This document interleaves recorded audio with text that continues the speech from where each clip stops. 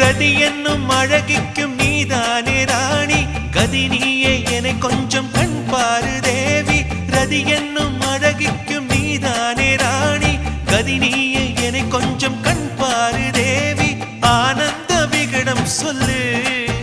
என்னை பேரின்ப நதியில் தள்ளு ஆனந்த விகடம் சொல்லு